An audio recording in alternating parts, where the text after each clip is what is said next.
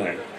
বিগত সরকার তারা কি লুটপাট করেছে, আজকে পালিয়ে যেতে বাধ্য হয়েছে। কারণ মানুষের কষ্টে অর্জিত টাকা তারা লুণ্ঠন করে বিদেশে পাচার করেছে, সেই জন্য ওই দলের গোষ্ঠী সুদ্ধা সব দেশ ছেড়ে বাইরে গেছে। বাস্তবতা কিন্তু তাই নাকি? কাজেই আমাদেরকে যেটি আমাদের নেতা বলেন যে জনগণের সঙ্গে থাকুন, জনগণকে সঙ্গে রাখুন। জনতার দল হচ্ছে বিএনপি, বিএনপির বন্ধু জনগণ, জনগণের বন্ধু হচ্ছে বিএনপি দলগতভাবে।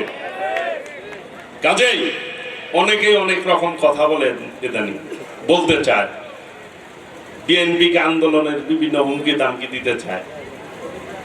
আরে বিএনপি হচ্ছে জনগণের প্রিয় দল নাকি মনের দল?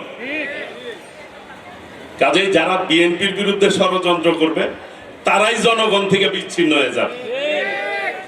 নির্বাচনের পূর্বে অনেক প্রোপাগান্ডা চালিয়েছিল, ফেসবুকে এরকম ভাইব তুলছে যে মনে হয় যে ওই দলটাই ক্ষমতায় আসবে।